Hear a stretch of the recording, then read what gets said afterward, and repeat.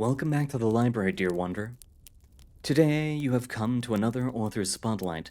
This one shines on one lauded as the creator of the single most underrated piece on the site, the Lord of Musical Muses, AKA-M80.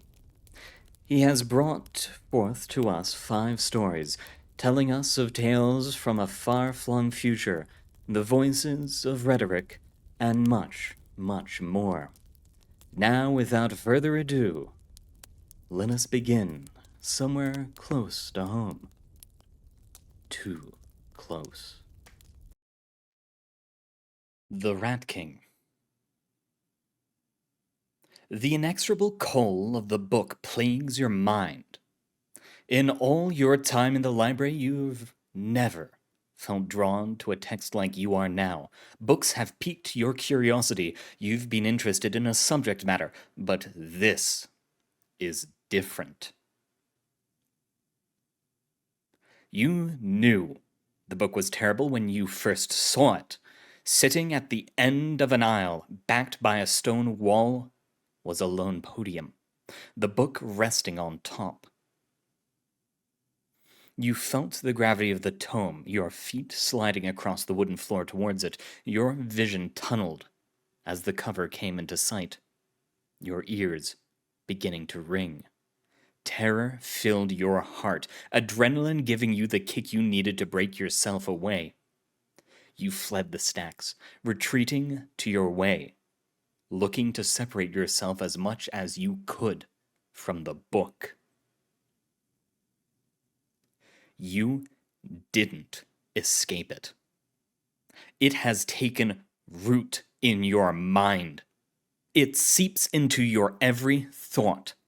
You avoid anything to do with aristocracy because those thoughts will inevitably lead back to the book. The mere thought of the color purple is enough to sink the fish hook into your cheek once more. Restless sleep plagues your every moment of rest. You dream of walking through cylindrical stone holes, water pooled beneath your feet, following the cries of rats.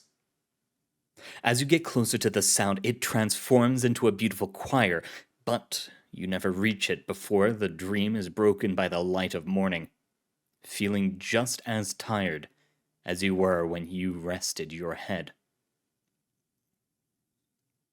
You can't remember a time where you could walk a consistent path in the library and end up in the same place twice. You would always need a help of a Dosset. But now, you find that every path always leads back to the aisle with the podium sitting at the end of it. There's a taboo nature to the book, one never told to you or enforced, but present nonetheless. The draw of the book, a sword of Damocles hanging over you, threatening to curse you should you confer or confide with another.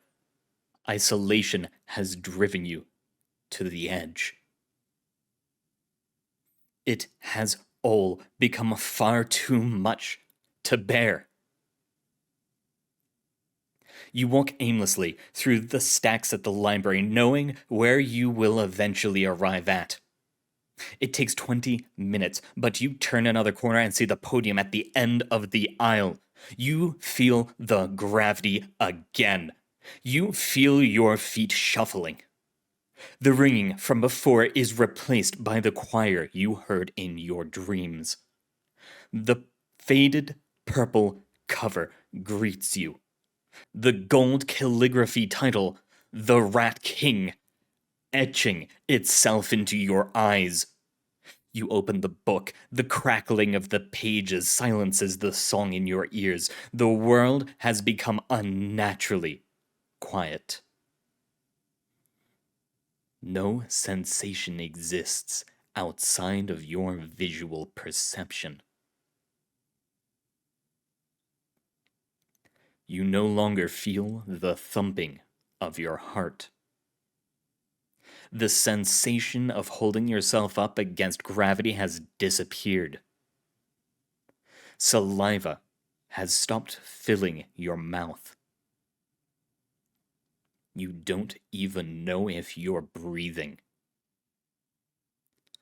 Are you alive?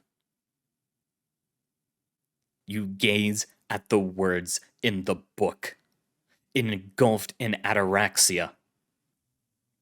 I reside in my kingdom with my subjects, their songs saturating the air. My rule is just. My kingdom is vast. My visage is beautiful. Solitude is the food of thought. Hatred is the food of conflict. Music is the food of love. Scrap is the food of opportunists. Vultures are of the highest order. The stray dogs at your feet are the most adored. Snuggled into the fading warmth of the dead, maggots writhe in royal ecstasy. Rats. The vultures, the stray dogs, the maggots of the metropolitan zeitgeists and everything below them. I wished to join the ranks of those who scurry in the darkest corners of the streets. To cast myself out from my old home, become one with the beady-eyed. I prayed, I begged, I pleaded. The good graces of those unraveling my spool of yarn fell upon me. I found the crown of suburbia in the gutter and I picked it up. In that dark and filthy alley I ascend to the heights of untold glory. I cupped my hands and filled them with mud and street scum. I drizzled it onto my head, feeling the cold slime slither down my back and temples. Anointed. I walked into the street, lifted the heavy disc of iron that served as the door to my domain. I sprinted down the halls of my castle, yelling the good news to my people. Your king is here! Your king is here! Raise to your feet, abandon your slumber. A new dawn has risen past the horizon. Your king is here! Your king is here! I prepared my banquet hall, the floor laden with the left-behinds of the wasteful. Yellowed apple cores, swaths of soft fat, delectable mushrooms and water, sweet and syrupy, ambrosia and nectar. I ate this feast alone, but as the days passed, my people began to recognize their king. We ate together, played together, fought together. On cold nights we slept together, keeping warm and safe.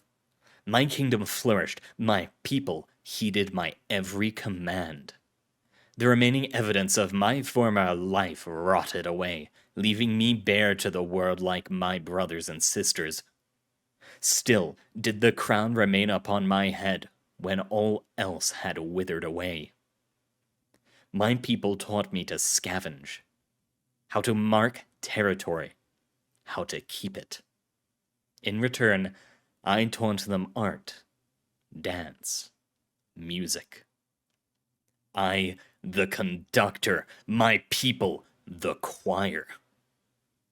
Our songs echoed through the chambers of my castle, haunting, euphonious. Our raucous nature did not go unnoticed. Our Elysium was intruded upon. A guard from a previous life began walking my halls, uninvited. A scout told me of his coming. I asked her to greet him and bring him to my court. I sat upon my throne, prepared to be benevolent to the poor fool. Footsteps approached the entryway. He appeared. A guardsman in his blue uniform sullied by my kingdom's dirt and scum. Adornments of platinum and silver. A golden badge sullied by his trespasses. To the land, to God. Blood upon his boots, blood that belonged to my dear scout. Innocent, beautiful, martyr. He shined a light in my face, light like I hadn't seen in a long time.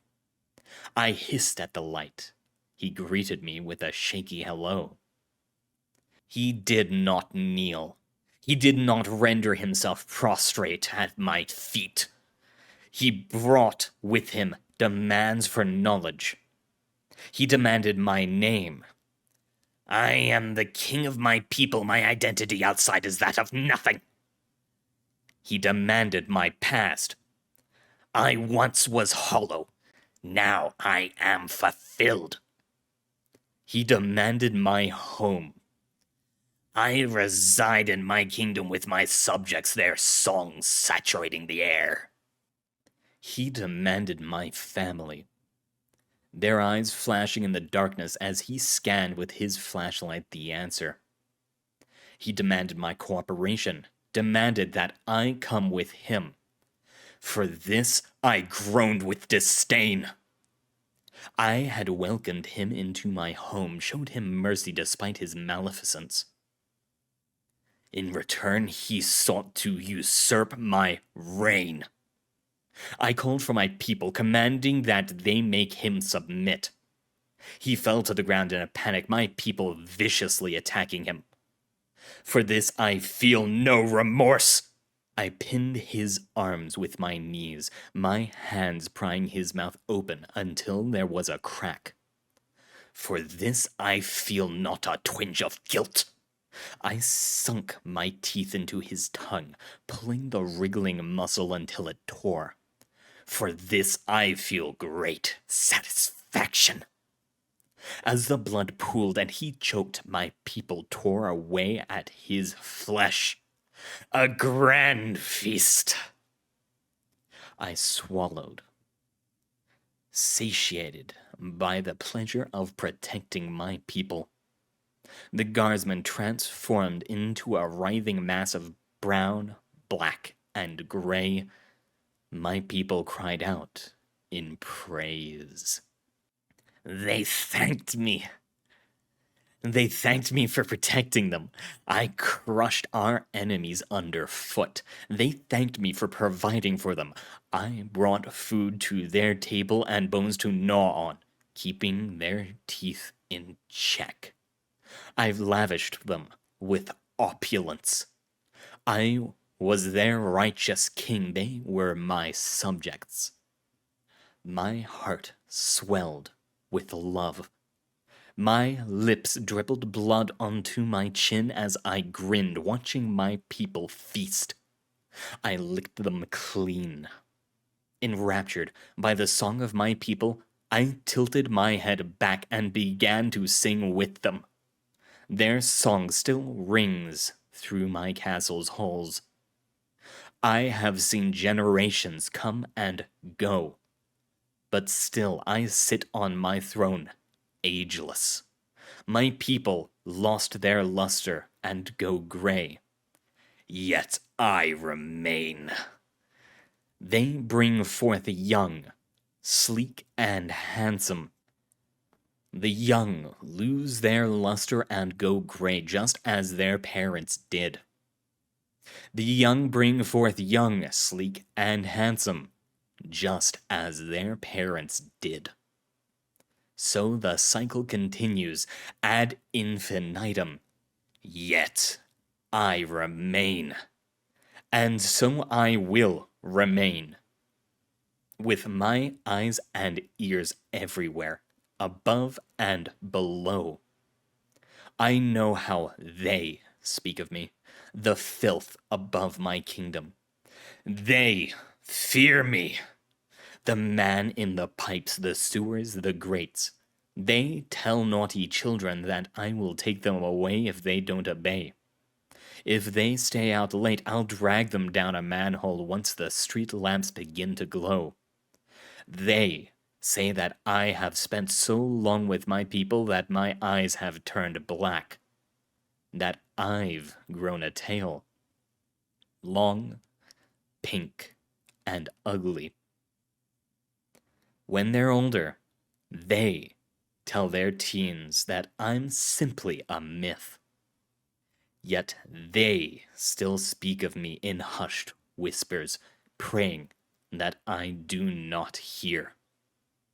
They cry and plea into the grates in the streets when no one is watching, begging that I return the missing.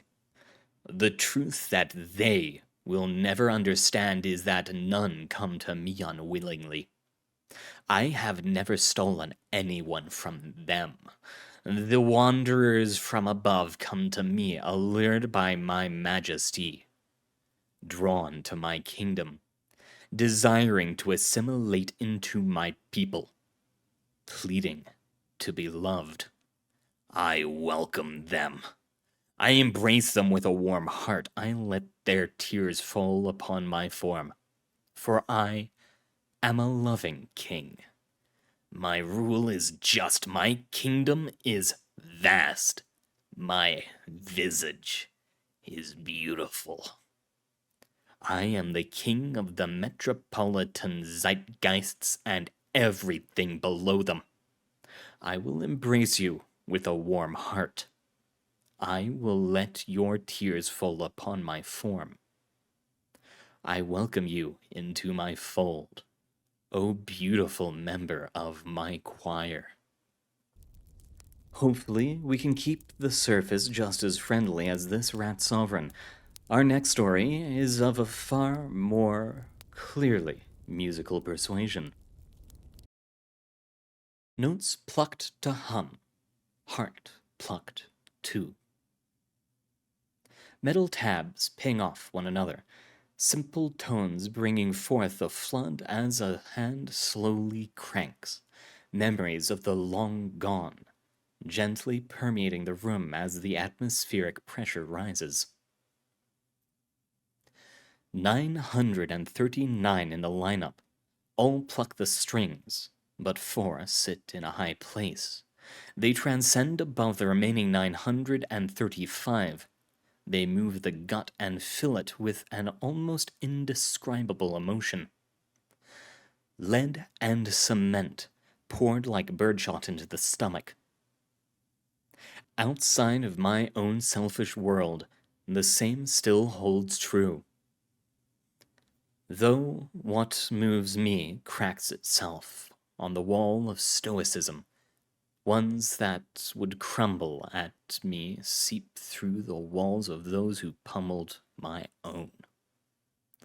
These are the ones that entice, inspire, and are worn as pleasure flows and erosion takes its toll. Amongst a crowd, a composition of pieces, all colorful in their own right, they still stand out from within the amalgam. Tired fingers pluck at worn guitar strings, gray fog rolling over a gray city. Itinerary, monotony, inexplicable gut-wrenching. Wipe up the mess, don't let it sink in. The trains coming and going, trauma ever present, crushed dreams drifting listlessly through the ether, called by reality a stagnant existence forevermore. To find these far and few between is to find a treasure. They float through the air, propelled by their own weight and presence. The oxygen we breathe is so saturated, so much to explore and become tangled up in, that these instances are made even more precious. Echoing down the dark holes of a mind, bringing forth unprecedented experiences. Every stroke is masterful, every thump is repeated by the heart, and the words are carved into the back of your mind so that it preserves itself in you. Words leap from the waters of memory like fish, their scales catching the glint of the sun, eliciting the rest to follow suit, rebuilding the melody again and again in your head. A worm of gold. All four that are seared into my tongue are laments of sorts. All four are seldom in their own right, but all four bring an inexplicable joy. They feel so moving, so full, so encompassing. Treasure found. It's pieces like these, ones that encompass more than they simply say, that becomes the ones that keep us up at night. A ceiling warping, twisting, as melodies reverberate softly from ear to ear, no source in sight. None save the flesh tape recorder that spins ceaselessly. A mournful guitar paints desperation and tragedy, burning strings scorching the fingers. Stretching for miles, sandy wastes, cherry red, spilled in times past, languishing under the weight of the corpse. Sit up, take aim, 5, then 1. A needle drops and carves history. A finger initiates a string of code that calls it to stage. With a click, the silver disc spins wildly as it oozes out. Another click, and waxy tape is pulled by the teeth of a gear, the sound falling into a cascade of cadence. I return to these again and again like no other, like no other. The strings drip with vibrant and viscous sludge as the guitar pours forth the colorful oil, slicking the fingers. Twisted paths, the horizon sinks into purple, acid, pulsating life, distractions to be woken up from. Party, petty, pointless, conflict, scripted. I grind the vinyl down into a fine powder. I crack my phone. I scratch discs. I chew through tape. All so I may experience these fours again, again, again, again, again, again, again, again, again, again, again, again, until the sound itself has hollowed out the canals.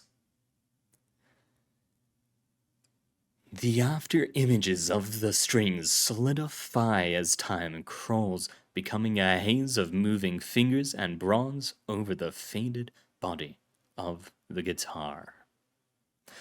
White foam frothing from a pale sea into a beach of black sand, frayed existence in the midst of being unraveled, the space between. To find these far and few between is to find a treasure. Beware the songs that stick in your head, or else they'll make you sick to the bed. The next item you see was brought from the Planisthea just this morning. The Planisthai, editor's second choice. Local translator is tired of translating soccer mom blogs by reporters Fran Grant and Quintonius. The job of the translators is essential to the mission of the Wanderer's Library. If it is to be a repository of recorded speech for the populace to engage with and learn from, then these texts must be accessible to any patron who wishes to delve into them, regardless of their linguistic tendencies. However, oft debated amongst concerned librarians and patrons alike is the idea that not every piece of literature needs to be translated or even shelved. Due to the nature of the library, as you probably already know, there is a significant amount of works that many would consider vapid, space fillers, or even book burner fodder. Despite this, librarians have been hesitant to read even a single one of these texts. The common argument is that the library is functionally endless. As long as there are works to be stored, there will be space. Others also argue that the concept of useless is non-existent, that every piece, no matter what it is, has a meaning to at least one creature in existence, and it would, thus, be against the library's philosophy to get rid of these books. They do, in fact, have a use. A translator who spoke up recently about their work life disagrees with this statement. This translator, who requested to stay anonymous, spoke with us about both their experience as a translator and their grievances with their job, interspersed by drinks from a large black bottle they brought with them. Look, I get it. We're the arbiter of knowledge or whatever, but we really need to get our priorities straight. Some stuff just isn't worth translating, they told us. At any point in time, each translator has something like 40 works that need to be translated sitting on their desk. The kicker is that maybe 1 out of every 400 that you have to translate is actually worth something. Do you know what I was doing before this? I was translating a blog of a soccer mom into Somalian and Betelguesian. Who's coming into the library to find out how Sharon, mother of 2, handled the chocolate milk spill in the backseat of her SUV? Name removed to preserve anonymity. Next to me? Poor thing was in the middle of translating a spiral notebook that was just the minutes of a kindergartner's treehouse club meeting. After they're finished with that, they have to translate a cookbook that's focused on classical slurry and cytosol-based dinner eats, whatever that is. They'd leave if they could, but apparently they spilled some orange juice on a copy of Pinkerton and Friends a few decades back, so they're not liable to be given a pink slip for a while, the translator said. What irks me about all this is that it's a complete and utter waste of our talents. I could be translating the next big Duke Gathers essay into some ancient Eldritch dialect. Instead, I'm stuck making sure the Inuit people will be able to read how to dress their kids properly for a hot summer. It's a waste. I didn't spend some unknowable amount of time learning countless languages by force just to be stuck at a dusty desk translating these useless texts. I was meant to be sitting at a nice table, coffee in one appendage, quill in the other, basking in the soft ambience while I translate the manifestos of cosmic revolutionaries. The translator followed this tirade with a hearty chug of the unknown liquor. I know, I didn't exactly choose this line of work, it chose me, but I'll be damned if there aren't weeks where I go to my 20-minute break feeling real unfulfilled. At the end of the day, all anyone wants is to be part of something bigger than themselves. Is that too much to ask? The translator left the table, presumably to return to their work, leaving their drink behind. According to reporter Quinn Thomas, it smelled of ink and absinthe. Extremist group pushes to replace ways with highways. By reporters Yul, Krill, Brent, and Swear Howler. Recently, the group known as the Serpent's Forearm have risen to prominence again, described by a patron of the library as the Extremists for Extremists. This group looks to do what the Serpent's Hand are too afraid to do. The group boasts a strong member count of 8, all very passionate about their mission. After disappearing for 38 years following a failed attempt to infiltrate the supposed basement of the library, the group has begun a new campaign. Replace the current ways with what they refer to as highways. Wishing to know more, we managed to catch Samuel Way, the leader and founder of the Serpent's Forearm, eating lunch, and asked him some questions about his proposed highways. Our first question was, of course, what is a highway? Well, the way we had been handling ways is atrocious, Samuel told us. We had a get-together and asked other members of the forum to weigh in on the way debacle. The main issue is that they're way too damn restrictive. There's no feasible way the average Joe has enough leeway in their bank account to allow them to purchase hundreds of VHS tapes of Way of the Dragon. So we sought to find a way where we could make ways more accessible. The best way? By creating a way that was simple and free of some esoteric way of opening it. You remember all those times where you had to wait in line to use a way? It's always an extremely frustrating experience, and the only way to combat this is to go out of your way to some back roadway, which can become so much more of a problem if you didn't prepare anything you need for the knock.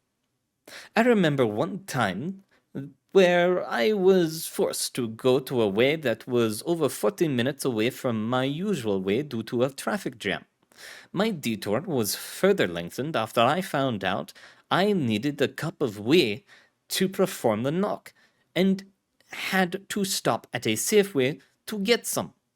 Truly one of the most inconvenient days I've had in a good while, and what inspired the concept of a highway. We want to make ways for the layman. In summary, these highways would allow for multiple people to utilize the same way, would always be open, and be way easier to find. On screen is concept art for a highway entrance provided by Mr. Way on a napkin.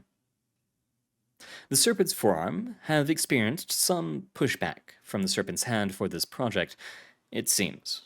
While no official statement has been elected from any high-ranking members of the Hand, members of the Forearm claim that they've been receiving ominous and threatening mail that they believe to be from the Hand.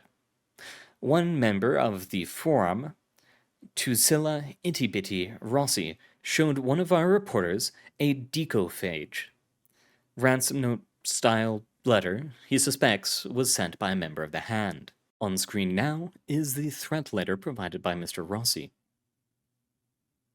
We asked Mr. Way for his thoughts about the messages, specifically mentioning the aforementioned letter. "Frankly, they're absurd," was his initial response. "Bit hypocritical too, don't you think? I thought the Hand's mission was to open the way for the anomalous to stop being so anomalous, make the knowledge we have available to the masses. But they keep sending these threats our way anyways. I don't know why they're being this way, but I can't help but wonder if it's fear that we're upstaging them. We want the same thing they want, but they can't see past their own ego. It's a shame, really." This comment was the last thing we were able to goad out of Mr. Way before he waved a waitress over, paid his bill, and placed a promotional flyer on the table, and made his way out of the restaurant. We weren't able to pursue him further due to the binding spell he had cast on us, keeping us tied to our chairs. We were unable to locate Mr. Way for further questioning. On screen is the flyer for a rally provided by Mr. Way. It says, "The Serpent's Forearm, better serpentine than clandestine. Join us for the Make Way for a Highway rally." Featuring speeches from Samuel Way, Enrique Taliho, Tusila Itty Rossi, and Joey Trigi. Musical performance by Snaking Feeling. 28, 44, 30, 58, 5th Wing, the Fountainous Plaza. Guidebook written by book burners sparking fiery debate. By reporters Sway Hewler, Mags Rambody, and Ballyhoo Vector. A heated debate has arisen among some patrons of the library recently. What Betty Forgot to Tell You, a book written by an anomalous member of the Global Occult Coalition, was recently added to the library's catalog. The uproar began quickly once the book arrived. According to the page initially responsible for shelving the book, I was just going about my business, shelving books and whatnot, when a wanderer walks up to me and asks to see one of the books I had, the page told us. Course, I say sure, 'cause they're a patron, and it's a fine book. Kind of the whole point of the library, you know? So I hand them the book. Had a silverish cover with some big blue star on front. I forget what the title was. And they go to flipping through it before getting real angry like and demanding to know why I was letting something like this in. I told them, with as much niceness as I could, I'm sorry, but I ain't in charge of what comes into the library. I just shelve what I'm taught to shelve. They don't like that answer too much, I guess. They stormed off with the book. Don't know where to, though. But at that point, it wasn't my problem anymore. Looking to learn more, we attended a debate in the cafe district. Fortune smiled on us as we were able to meet the patron the page was talking about at this debate, a beetle-like man named Lurig Hofstad. I saw that star icon and knew it was bad business, Mr. Hofstad told us when we asked him what initially piqued his interest about the book. I've had my fair share of experiences with those cretins, he said. You'd think that some petty paramilitaristic force with grassroots in Earth wouldn't be able to cause issues for creatures from other dimensions, but boy have they proven that idea wrong. I remember when they kicked my door down way back in the 784th circle. At that point, I hadn't even seen a human before, and took a solar resonance synthesizer I'd been working on because it was too dangerous to speak into the abyss in their language, or something like that. No idea what they were talking about, honestly. All I did was record and edit the ambient sound suns make so I could sample it for my music. We also stumbled upon a wanderer sitting alone at a table with a copy of the debated book, who we asked the burning question, "What's all the fuss about?" "Well, the book's contents are pretty bad," she told us. "I mean, there's that incident in the library with them. I think it was called the Scorching. Anyways, yeah, there's that nickname a lot of people use too. But this is a little on the nose if you ask me. But yeah, the whole thing's a bit of a mess. Lots of step-by-step guides on effectively destroying knowledge. It's a fascinating read," she said, flipping through the book, before pointing at a chapter titled Forbidden Tomes in You, How to Destroy Without Being Destroyed. I mean, don't get me wrong, I'm totally against the idea of this kind of practice, but I'm not sure why it has to be banned. Not like they're in here passing out pamphlets or whatever, she explained. At this point, we were interrupted by a new speaker, who was on the metaphorical soapbox, holding a copy of What Betty Forgot to Tell You, an unknown book, presumably pulled from the stacks, matches, and a bottle of flammable liquid. The speaker shouted to the crowd, "This book isn't just some other text, it's a guide to the very thing we stand against." They began a demonstration showing just how effective this guidebook is, pouring the flammable liquid over the unknown book. They struck a match against the grain of a chair next to them before proclaiming, "We must not sink to their level and allow this drivel to tarnish our shelves," and dropped the match on the now-soaked book. As the book burned, 2 Dossets arrived at the scene and subdued the speaker, leaving the charred remains of the book behind. Well, I know I certainly do not agree with book burning. Not even the most heinous books should be burned, and that too goes for that which encourages it. Lead not with your anger, but instead with your understanding. As you glance at the tome that is next, you feel a chill creeping in. Tizita all the way down. The wind blew wildly around Felder, whipping the edges of his overjacket in a frenzy. Slowly he drug his sled through the snow, leaning against the force of the wind. In spite of the freezing cold temperatures, Felder was sweating profusely underneath all of his protective gear. He'd been walking for what felt like a few hours, pulling the sled laden with old-world treasures that resisted every step behind him. And it was beginning to wear him down, as his legs were turning to jelly. Still, he walked forward, knowing that home wasn't much further away. Felder didn't know how long he'd been gone for. Wristwatches were a common commodity, as the stars were completely unreliable for telling time. But his had broken after he'd misjudged the strength of a floor and fell through into the building's basement. According to the hands lying underneath the now cracked face, he'd been gone for around 4.5 hours before he'd fallen, though it was entirely possible that the hands had gotten jumbled in the crash. In spite of the uselessness of it, Felder gazed up at the dark, starry heavens above, always in flux. Pinpricks and speckles of purples, reds, blues, yellows, and the like, dotting the endless void that surrounded them, pushing it away to make way for their beautiful luminescence. Astronomy was a long-dead science, one Felder had never truly learned anything about, but still, he felt an inexplicable draw to the stars and the vacuous space between them. The sight picking at some old memory, buried away in the back of his mind. Pulling himself away from the peaceful heavens, Felder grounded himself on the cruel world under his feet as it tried to kill him with the perpetual tundra. Ever the stubborn bastard, Felder planted one foot in front of the other and focused on the things that would keep him grounded.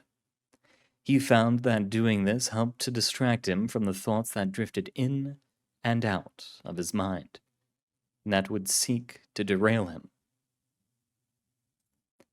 Be they fear, worry, paranoia, or even simple daydreaming.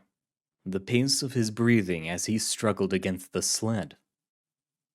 The tunnel vision the mask he wore created, the lenses giving him an illuminated view of a world that normally would be bathed in pitch through magical means that Felder didn't understand. The vague sensation around the bottom of his left calf that suggested his sock was coming loose and bunched up at his ankle. Soon, Felder found himself standing before a massive pair of iron doors set into a cliffside, painted paint above it, reading the name of his hometown. Arraw. Walking closer to the doors, Felder found a small metal circle nestled into a crevice, a small indentation in its center. Unzipping his overjacket and reaching into his underjacket, he pulled out a small purple gemstone and placed it into the slot. The gemstone subtly glowed before ejecting itself back into Felder's awaiting palm, the surrounding air becoming saturated with the grating screech of old hinges and the hissing of pneumatic mechanisms. A relic of an age long gone, one where strong protection from raiders was a necessity. The massive doors had begun to open to let him in. After a brief moment, the doors came to rest and Felder dragged his cache into the entryway, the skate blade scraping roughly against the stone as he crossed the precipice. The entryway led to a massive staircase going downwards, closer to the warmth of the planet's core, where Arraw lay. Sitting adjacent to the staircase was a platform he could ride down on with his sled. It was a simple chain and rails system, where the chain's only job was to keep the platform from succumbing to the wiles of gravity that so dearly wished to drag it to the bottom at horrifying speeds. then drag the platform back up to the top when needed. As Felder sat on the descending platform, attaching tires to the sled to allow for ease of travel now he was no longer treading on frozen wasteland, he couldn't help but listen to the creaks and groans of the old metal, the intrusive image of the chain snapping creeping into his head. He focused himself on his work and tried to ignore the anxiety that sat in his belly. He'd ridden the platform up and down countless times in just the past few weeks alone, but he still could never quell the gruesome notion.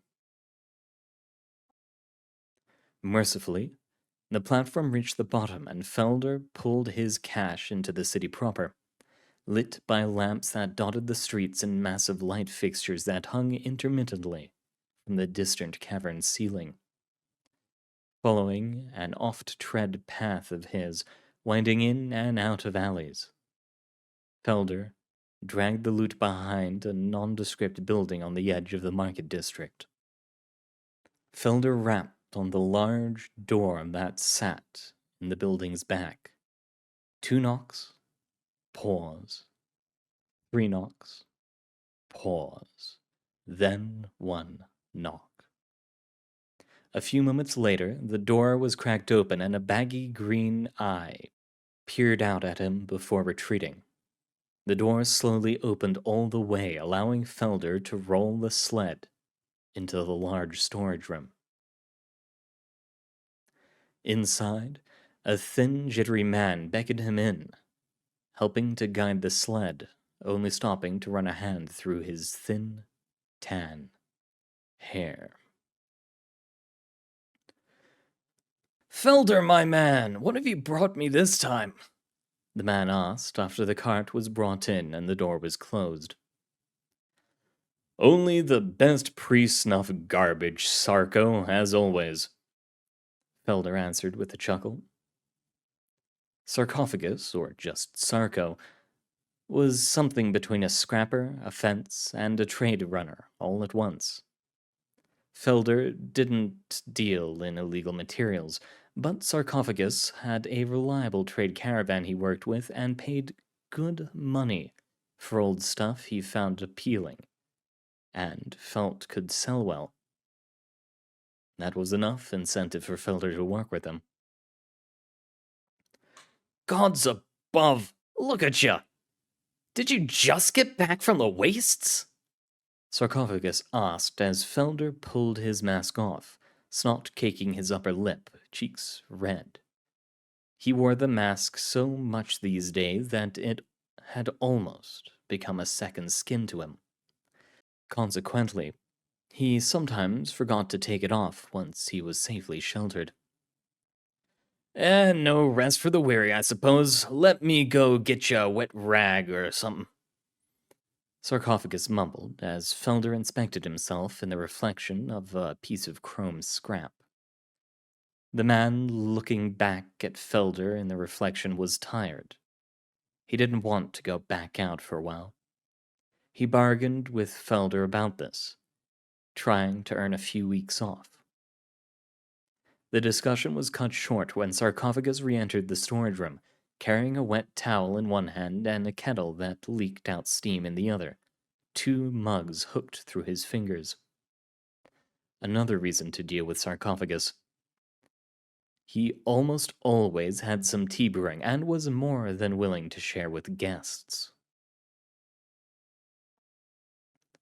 Felder took the rag, thanking Sarcophagus, and began to clean the mucus off his face while Sarcophagus poured tea into the mugs. Unsure of what to do with the used rag, Felder threw it into a pile of its grease-covered brethren before sitting down on a box next to Sarcophagus, nursing the warm tea. So, where'd you go off to this time? Sarcophagus asked, sipping from his mug. I don't know. It was just a storehouse I'd seen on another trip a while back. Decided it was finally time to give it a visit. D'ya run into any Frostnod? cross-gnawed. Crazies who tried to survive out in the wastes by themselves. Most don't survive very long, but those who did were said to be more animal than human. There were all sorts of horror stories about what atrocities they commit, both to each other and anyone they caught. Not yet, but I don't think there's much chance of meeting any. Heh, there. But them Jovians? Now those you gotta watch out for. They're the real boogeymen. Felder snorted. Jovians? You believe that stuff? You don't? I'm sorry, but I don't think some ice cult exists in the shadows and is waiting for the perfect moment to finish the rest of us off. When you put it that way, you make me sound crazy. Sargo, you regularly shove all kinds of heinous things into a pipe to smoke. Of course you sound crazy. Felder jeered, giving a smile to say that it was all in jest. It was a stupid joke, but would hopefully lift the mood nonetheless. Sarcophagus just harumphed. Well, long as you keep an eye out, I'm sure you'll be fine. Now, let's get down to business. Setting his now empty mug down, he began poking and prodding around Felder's cache, picking individual items up and getting a closer look when he felt it necessary. After about 15 minutes of this, broken only by the occasional question, Sarcophagus sat back down in his seat in front of Felder. 92 clinks. 92? Sarko, I'm not gonna let you screw me over just because you gave me some tea and a rag. The tea and rag were me being a good host. And I'm insulted that you'd even think that about me after all the business we've done. Sarko, that isn't even enough to cover half my rent. I scouted out that place, spent hours actually getting there, hours scoundering through it, and then hours trudging back through the snow. I fell through the floor into the basement while getting all this. Surely this is worth more than 92 clinks. And I'm sorry all that happened, but it doesn't change the fact that what you drug here wasn't worth that much. Fine, 92 clinks. Felder stuck out his hand, which Sarcophagus gladly shook, ending the conversation. After everything had been said and done, Felder slowly made his way home, his sled empty, and purse stuffed with his payment. It would be a long walk, as the housing district was almost on the opposite side of the city. Had he been less tired and disappointed, he may have taken a different route home. But he was working on muscle memory, and simply retraced the most familiar path. As he neared the edge of the market district, Felder found himself standing in front of a very familiar little outlet. The sign above the door proclaimed it to be the meeting place of Araw's Adventurers Guild. The government order nailed to the door proclaimed it to be vacated and available to rent. What had once been a vibrant collective of bold and curious individuals had been reduced to dust and cobwebs. Felder had been a member of the Adventurers Guild for nearly a decade, and was its last member when it died. It was hard to tear himself away from the building. He had always walked this route, so he could relax in it before going home. But that tradition was over. The feeling of hot tears rolling down his face was what finally took him out of his stupor. Felder felt a needle being pulled through his heart as he pried himself from his old dreams, dragging his limp feet as he walked away.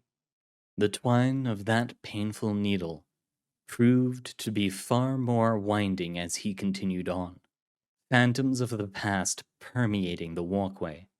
A long faded stain on the walkway paid tribute to a friendly spar, which ended with Felder cracking his head open on the carved stone. An old tree that cast shade from the man-made light, under which he had received his guild emblem after being initiated. It was still pinned to the left breast of his overjacket, worn and beat, but always showing. A small pile of rocks tucked away behind some bushes, marked where a presumed funeral was held for Baji, a dear friend. Presumed funerals were held for members of the guild who left on a journey and didn't return, who were presumed dead. The little hiding spot had been Baji's favorite place to find some peace and quiet, and read books. Sitting just off the path, in the middle of a small park, a large rock where Felder and a few others would eat lunch together, spinning exaggerated tales of heroics that had never happened.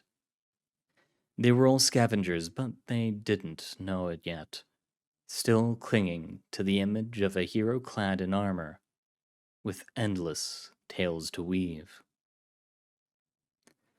Even if they did know, they'd never admit it, neither to others, each other, nor themselves.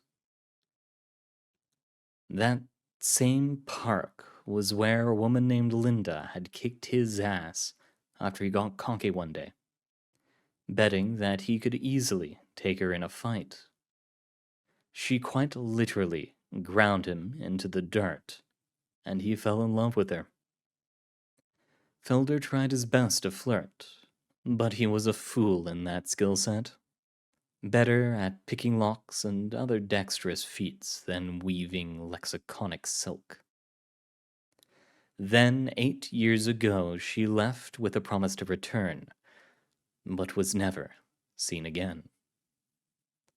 He didn't go to her presumed funeral. Further down, resting in a nook hidden away from plain sight, was Kindling Gold. The tavern had become a second home to him, as members of the guild had regularly reclined in its shoddy chairs, sipping mediocre drinks and chewing surprisingly delicious foods. The tavern keep knew them all by name and welcomed them happily, regularly neglecting her own duties and other patrons to converse with them. Kindling Gold held a special place in Felder's heart, not just because of what it meant to the guild as a whole, but because it was where he was first thrust into the world of an adventurer. When he was a child, he would watch groups walk in and out of the city, clad in armor and ambition, their clothing and armor proudly adorned with the guild's insignia. They'd always filter their way into Kindling Gold, ready to relax, eat, drink, and regale the other patrons with stories. These stories would inevitably slither their way out of the bar, passed from person to person. By the time Felder heard it, it'd have been warped with the passage of time as memories forgot finer details. He'd hear the same story multiple times from different people, where actions and words were never quite the same, and had endings that somehow deviated massively from each other. He desperately wished to hear these stories from the source, to feel the tension and emotion the storyteller themselves conveyed. No one could do a tale justice save the one who experienced it. Getting into the tavern was easy, simply trailing behind a raucous group and keeping quiet. Distracted by their own merriment, none of them noticed the child walking closely behind. There was no guard who would have barred Felder from entry, but he still tried to remain as stealthy as possible nonetheless, fearing that at any moment some adult would spot him and do the job of a guard and kick him out. Inside, a man in what seemed like leather armor was already sat at a table, a sizable crowd surrounding him as he spoke. Doing his best to not draw attention to himself, Felder drew closer, slipping between legs to try and get a better position. And the last two. They're coming in on both sides, swords drawn and leveled, ready to gut me. But I'm not worried. I know these kinds of people. They aren't as graceful as they want you to believe. So, when they get real close, I drop as fast as I can to the ground. They don't quite got enough time to stop and end up skewering each other. He paused for laughter, grinning wildly. That's how I heroically saved those travelers from some bandits, he continued after a moment. We got to Mitla after that with no issues. Payment was pretty good already, but they threw in this neat little coin from way back when. The adventurer reached into a pocket and produced an old coin. Oxidized and bent, it was an ugly sight, but Felder still found himself enraptured by the relic of a bygone era. He tried to move even closer to the adventurer to get a better look when someone finally noticed him. Of course, they called the tavern keep over to kick him out, but as the burly man approached, the adventurer spoke up. Hey, come on, Pally. The kid isn't doing anything wrong. Just trying to hear a story. Besides, you let that daughter of yours scamp around too, don't you? Be a bit hypocritical of you to give this kid the boot. No one's going to give him a beer or anything, rest assured. The tavern keep grumbled a bit, but ended up letting Felder stay, much to his excitement. After throwing out a few quips and one-liners to loosen up the crowd again, the adventurer flashed Felder a quick grin before flicking the coin to him. Felder would end up spending many nights at that bar, listening intently to the stories adventurers told. They were seemingly larger than life, and all he wanted was to be one of them. To explore the world that he never got to see from a raw. To find out what was left. Maybe even put the pieces of history back together and find out why the sun had abandoned them. Save people in distress. Aid the weary. Protect the innocent. Times change, unfortunately. By the time Felder was 19 and eligible to join the guild, it had already lost much of the luster it had had in the public eye. Still holding the image of the guild from his childhood close to his heart, Felder joined nonetheless and sought to be an adventurer like the ones he'd grown up watching and listening to. The exterior view of the guild had seeped into the membership.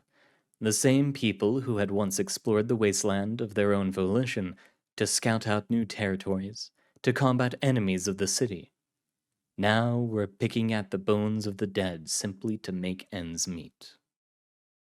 The cities had unified under one flag in an effort to build humanity back up. Those who resisted were either killed or banished to the wasteland. As time passed, more and more people grew comfortable with their arrangement. They wanted to stay where it was safe. Expansion to somewhere else would be a waste of resources, better spent on improving life where they were now. Furthermore, people lost interest in the wasteland. There was nothing above to find except the ruins of a humanity long past and sorrow. It was dangerous. It was pointless. It was for those hopelessly lost in their own imaginations who couldn't come to terms with reality. Slowly, membership waned as more and more members moved on, finding new lives to live. But Felder had refused to give up, until the end drew nigh, and with his suffering income and no other members who could help, Felder was forced to shut down the organization and meeting hall. He could barely pay his own taxes and bills, let alone those that came with being the technical owner of the guild, and the excess money from years before when salvaging was more lucrative had long since dried up after being used to keep the guild alive. Felder reached into his pocket, gently thumbing the bent coin. Once covered in a layer of rust, years of rubbing had worn it off and created an almost new sheen to it. The fanciful stamping was barely visible anymore. The profile of a great king now so faded as to be unrecognizable. A bygone man from a bygone era. Felder laid out the money Sarcophagus had paid him on his kitchen table, staring at the pile for a moment. The rent in a raw was easy to make for anyone else, simple payments to be made every few months. But Felder's job didn't exactly have a stable market anymore.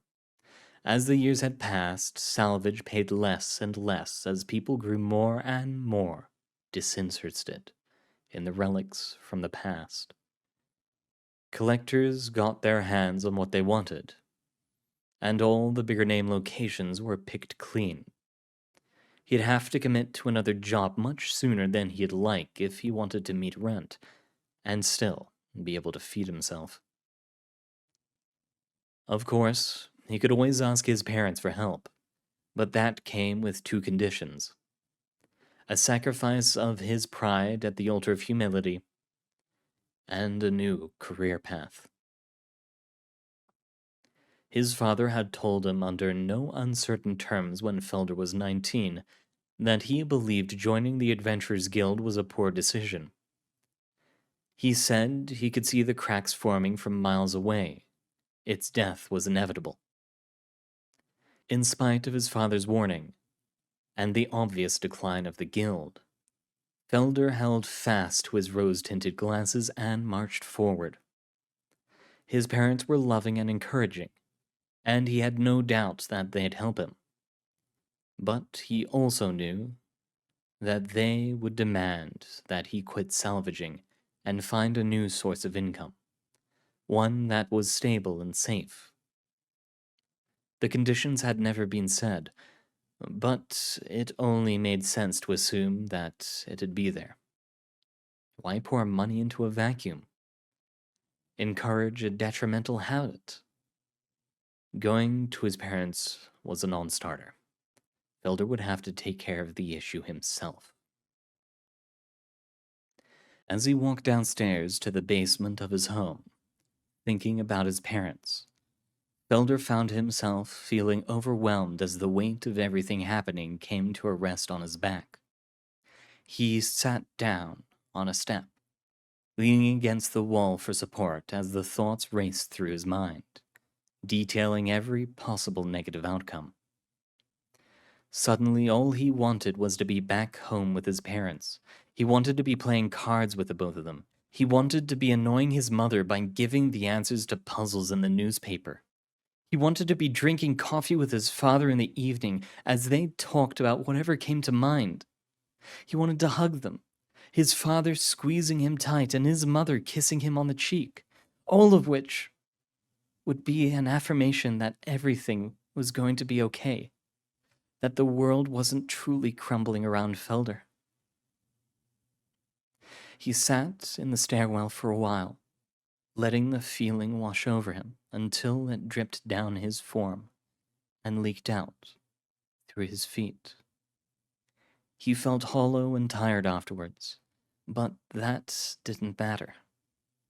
Hollow and tired he could deal with, so he stood up, shook off the drops of pain that lingered still, and continued on, pretending none of it had happened. In the basement, Felder stared at the large map on a table situated in the center of the room. He'd found it a few years ago while on the hunt for an old heirloom he'd read about in a journal. It was a perfect resource for a salvager like him, detailing major and some minor locations from a pre-snuff world. Many of the locations had been crossed out. Few remained untouched, as far as Felder knew. All that were left to scrounge through were shanties and smatterings of villages. Felder ran his fingers over the map, waiting for something to catch his eye. His fingers stopped over a small windmill icon, which meant the location it represented was a farming town. Underneath the windmill, calligraphic letters spelled out a name: Midland. Felder slumped over onto the table, wariness suddenly overcoming him. Midland was a farming town that sat outside of a larger city named Veril. Nestled into a deep valley, larger than most farming towns, but still not big enough to call a city, Midland had been on Felder's mind for a while now. It had good odds of being untouched by any other scavengers, giving it a distinct possibility to be a veritable gold mine. And its proximity to the former cultural apex that was Veril almost guaranteed interest from collectors. As far as Felder knew, no one had ever bothered to go there because of how far away it was from any post-snuff cities, and because it sat in a valley that would make hauling the loot out of it in a timely manner an excruciating task. As his head lay on the map, staring at the windmill icon, Felder tried his best to ignore the survival instinct that was currently shouting at him to not go, because it was a death sentence.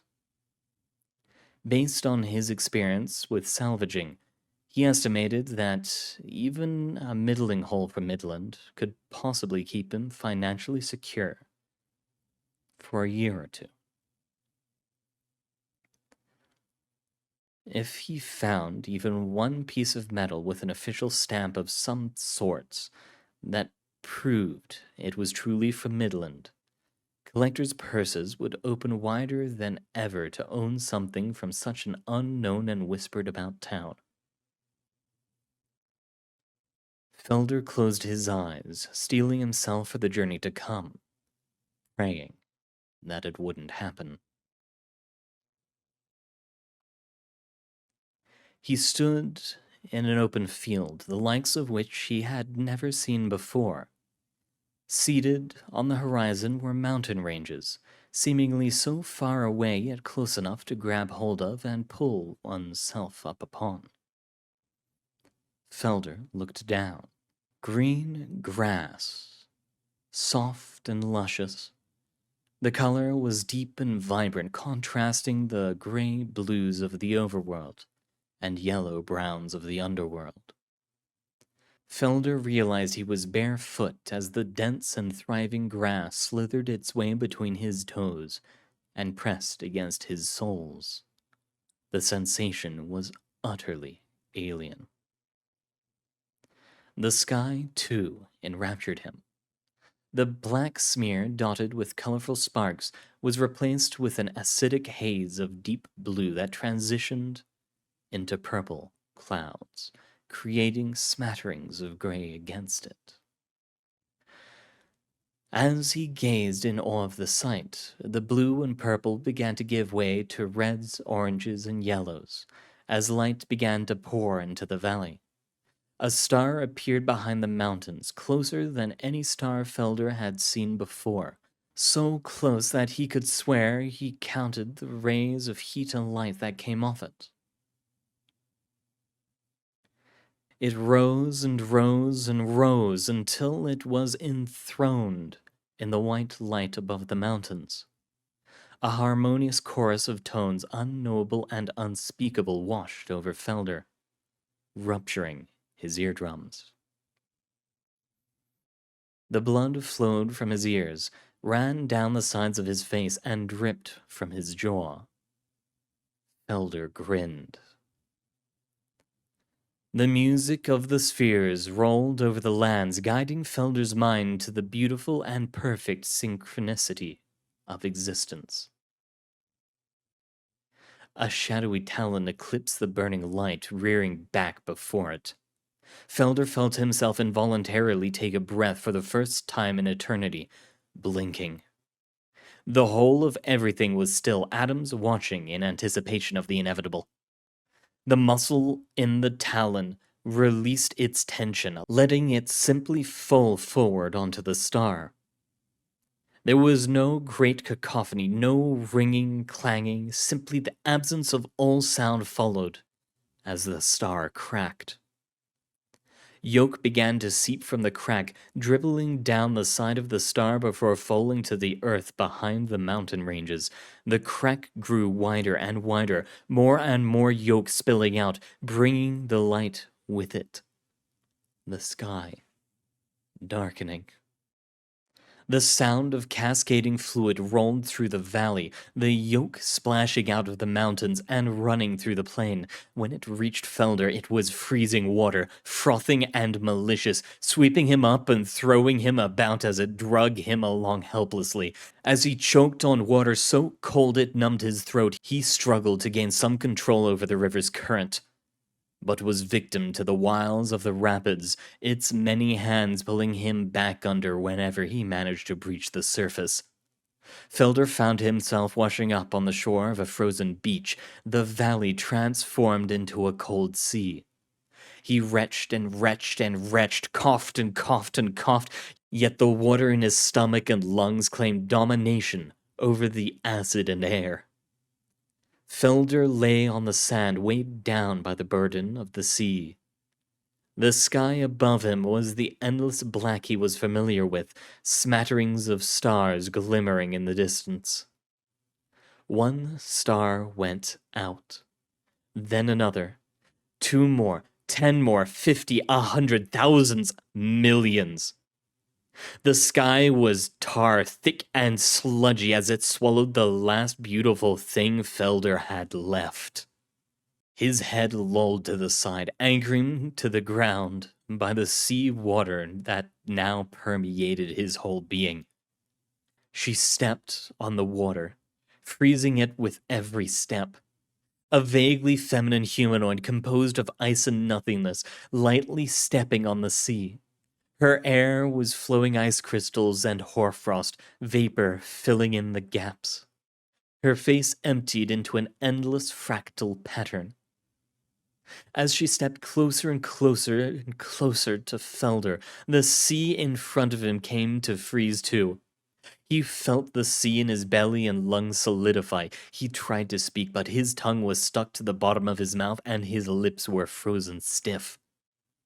He gazed into the infinite space embedded in her visage until it became the sky itself, black, empty, hungry. Slowly, crystals grew over his eyes and little lights danced between the ridges and creases became stars. The creaking and groaning of the ice melded into a new melody. One he could swear he knew, but couldn't place as he stared wistfully at the crystalline constellations that enveloped his vision. The horizon melded all details into a single bumpy line as the snow nearby refused to differentiate itself from its fraternal twin in the distance. Felder looked down at the compass he'd stitched into his left sleeve. He was still headed northeast, so there was no real cause for concern yet. It had been a miserable 2 days so far, tiring hours spent walking through the snow only to toss and turn in his tent when he tried to sleep as paranoia rushed through his veins. The strange and esoteric dreams that plagued him when he finally did manage to sleep didn't help either. When landmarks were far and few between, he had always relied on an irrational sense of familiarity to keep him somewhat sane while walking, but this was by far the furthest he'd ever gone for a salvage, and that warm blanket of sanity had fallen away. All he could imagine was the thought of some maniac tearing through his tent, extremities rotted black from frostbite, ready to gut him for even a modicum of a source of magical heat that he may not even have. Frostnord regularly slaughtered one another, even their closest friends, for any magical source of heat, if the stories were to be believed. They'd have no qualms with prying Felder's clothes and body open. His body shook, though if it was from the cold or an attempt to rid of the intrusive thoughts, Felder didn't know. 1 foot in front of the other, Felder recited. 1 foot in front of the other. Don't think about possibilities, focus on the concrete. The snow being pushed out of the way as his feet trudged in and out of that white hell. The rope digging into his shoulder, the sled fighting against the journey, begging to turn around and go home. The condensation on his upper lip as his mask humidified the air he breathed. The needle slightly wobbling with his steps as it pointed him towards his destination. Forward, forward, forward. Forward, forward, forward. Forward, forward, forward. Forward, forward, forward.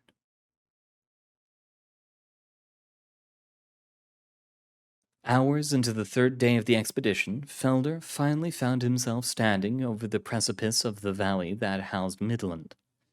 Sitting quietly in the middle, an array of buildings called out to him, heralding the moment of truth, a decrepit city that teemed with potential. Felder scanned the decline of the valley, searching for anything that hinted at an easier experience in getting down. Whatever roads had been there were covered in snow, long hidden away from the likes of people like Felder, as if the valley itself was consciously aware of the vultures that circled its lone inhabitant, and was trying to deter them. It had seemingly been successful in keeping the birds off the rotting corpse, but Felder was desperate and teetering on the edge of bravery, threatening to fall headlong into the frothing waters of foolishness that lay far below.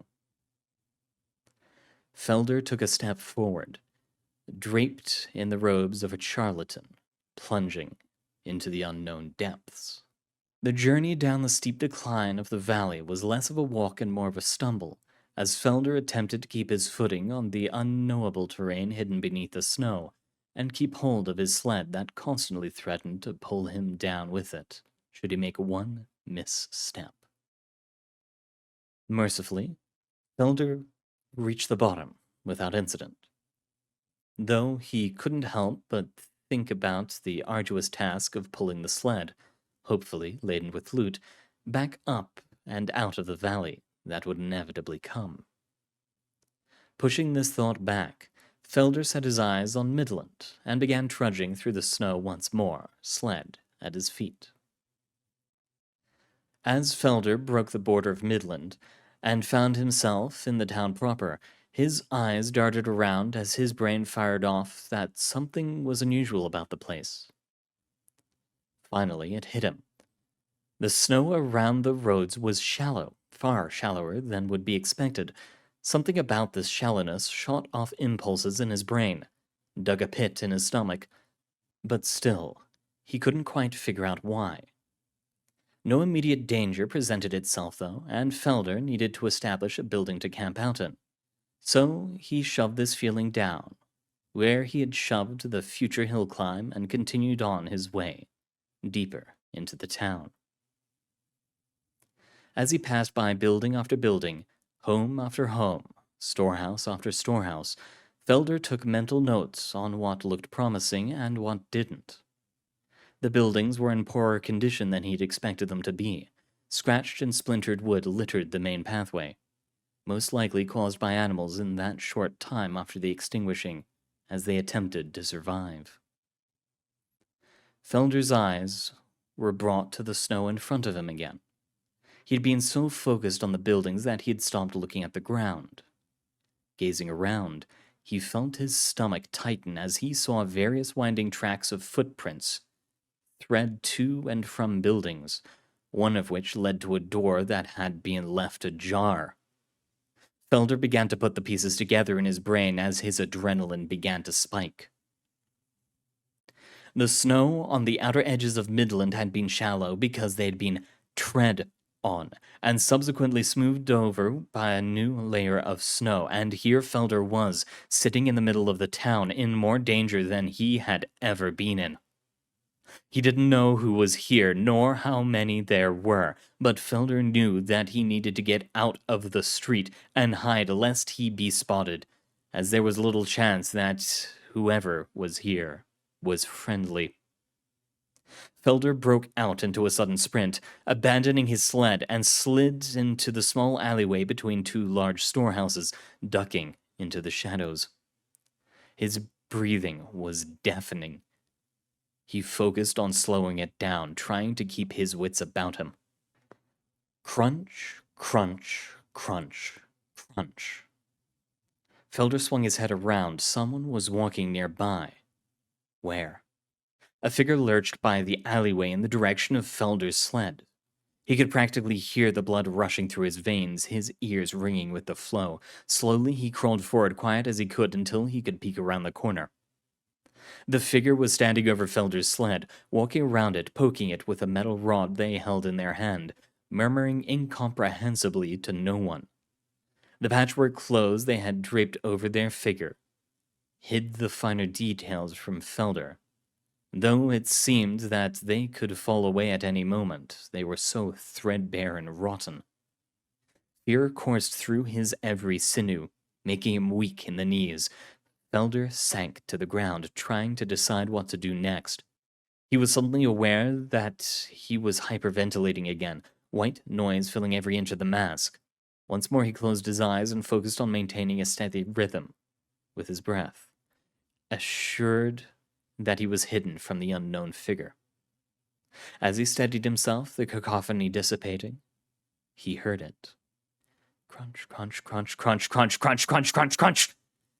Felder's hood was grabbed before he could even turn to see the assailant who had been sprinting towards him and was lifted up by the unknown attacker. His head was slammed violently into the wooden wall of the storehouse he was hiding behind. The soft leather of his mask, meant to accommodate a wide range of faces, did nothing to protect him from the blow as his nose took the brunt of the impact, breaking it. The attacker yanked Felder's head back and slammed it again. Blood began to pool in the mask, a tooth falling into the drink. Felder was pulled back, the grip loosening on his hood, and he landed on his back with a dull thud. The figure that now leered over him was similarly dressed to the one who had been inspecting his sled. Their face was naked to the cruel cold, their nose and chin gone, surrounded by rotten black flesh. The hands that now reached down for Felder's collar were missing a few fingers. As Felder was tugged up from the ground, now face to face with the horde creature, he realized what they were. A manic visage grinning at him. Frost gnawed. What ya doing all the way out here, fella? The frost gnawed with no nose asked, still grinning as his breath fogged the lenses of Felder's mask. A faint gurgle from within the mask, an attempt to clear the blood from his mouth, was perceived to be an unintelligible response. The hell was that? No Nose asked. He took one hand off of Felder's collar, hooked two fingers under Felder's chin, and ripped off the mask.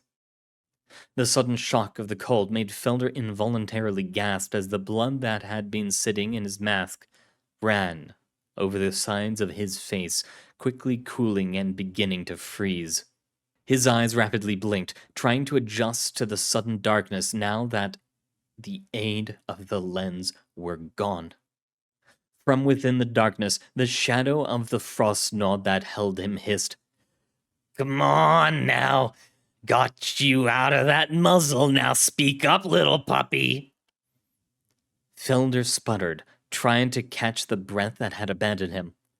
I'm just a salvager, scrapper, junkie, whatever you want to call me.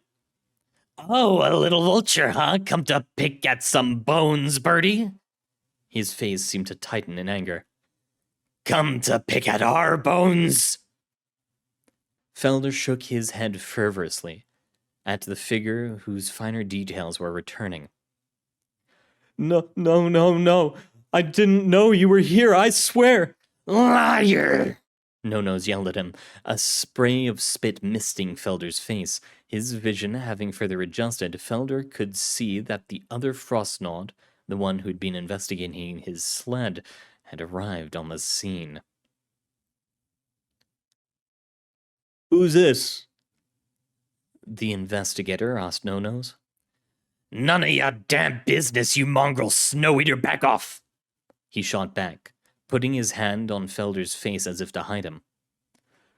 You just want to keep whatever you get off of here, Basha, for yourself. The investigator accused. It was hard to understand her. She sounded like she was missing a small chunk of the front of her tongue. No-Nose seemed to be able to understand the tongue-tied Frostnod well enough, snappily replying, Of course I was gonna keep it all to myself.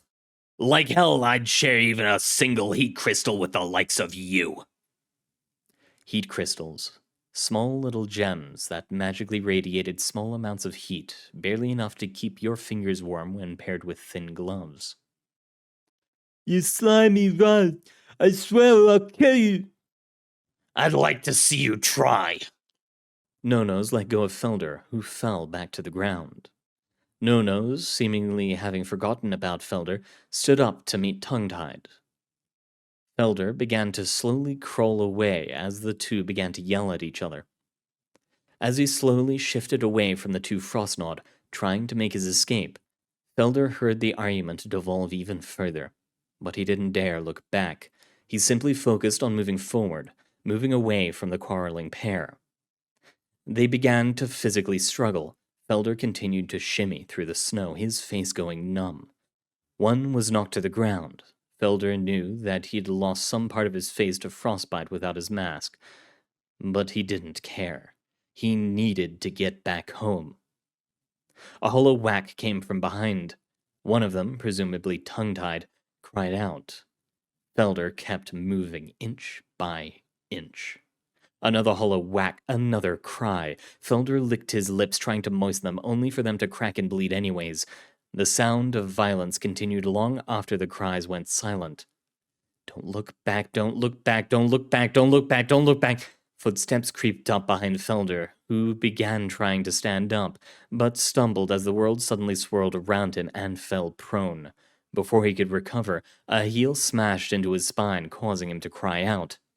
Where do you think you're going? No-Nose asked him, lightly tapping Felder's head with something.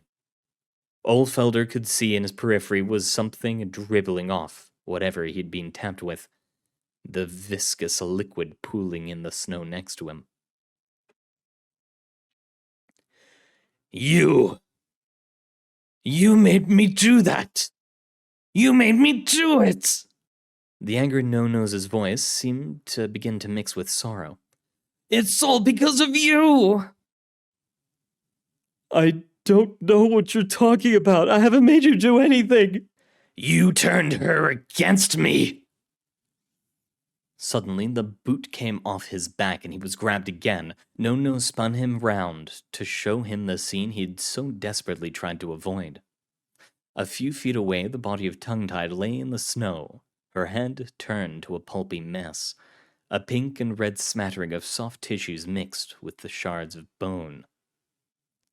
The metal pipe she had been using to poke and prod at the sled earlier now rested in No-Nose's right hand, blood running off of it, a trail leading from the brutalized corpse to Felder. No-Nose fell to the ground, setting the pipe on the ground, and pulled Felder into his lap, pulling him into a headlock that forced his gaze into the corpse. Look! Look! You did that! Felder struggled to look away from the carnage, but his head was stuck firmly in place by the Frostnaw's hold. You made me do that! You made me kill my very best friend! Felder tugged at No-Nose's arms with his hands, but couldn't get a grip to try and pull them away. He sputtered, trying to catch his breath. His vision was blurring as black began to paint its edges. Look! He demanded as Felder continued to struggle, tightening the hold further. No-Nose began to cry. Taking advantage of this, Felder reared his elbow back and smashed it into No-Nose's side. The hold loosened enough for him to slip out as No Nose cried out in pain. Felder tried to stand up, but the world around him swirled and he found himself tipping to the side. He felt disconnected from his body as he fell, a light tingle the only sensation. As he lay down, breathing deeply, his senses came back to him. The bitter cold of the snow soaked through his hair. Somewhere in the struggle, his hood had come off. He blinked, the starry sky coming back to focus as his vision left the hole it had been trapped in. The gentle sound of snow being tread brought him back to the present. His body had recovered, and he needed to get out of Dodge. His feet slid sideways as he scrambled up from the ground, taking off in a sprint. Before even standing up completely, his pursuer began moving faster, seeing his prey begin to flee once more. The cold, dry air cut at Felder's throat, ravaging his tongue as he tried to wet his mouth to no avail. The pulse in his heart beat a violent drum that he sprinted in time with. The sound of pursuit driving him forward like he was cattle. The screaming grew louder as the villain drew closer. Felder was out of his element, low on blood flow to his brain and choking on the brutal atmosphere. It didn't take long for the Frostnaw to catch up to him, diving forward and driving his shoulder into Felder's back, knocking him to the ground. Felder lifted his face from the snowbank he had been violently shoved into, leaving a red stain where the blood from his already broken nose had begun to flow again. Rolling over, he caught sight of his assailant sending jolts up his spine that demanded he flee.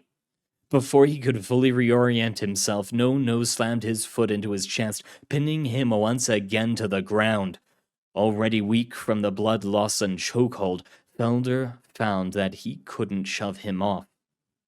No Nose leaned into his chest, putting so much weight on it that Felder thought his sternum would give away at any moment. "That's been enough running from you, I think," No Nose spat, as he reared the metal pipe above his head before bringing it down as hard as he could on Felder's shin. He repeated this multiple times until Felder's screams had turned to whimpers. Still not satisfied, he turned his attention to Felder's knee on the same leg and began hammering away at it. Felder clawing at the foot, still pinning him down futilely all the while. Well pleased with his work, No Nose took his foot off Felder's chest. Felder began to shuffle away again, some part of him still pushing for any inkling of survival. No Nose flew into a rage once more, curb stomping Felder's shattered knee.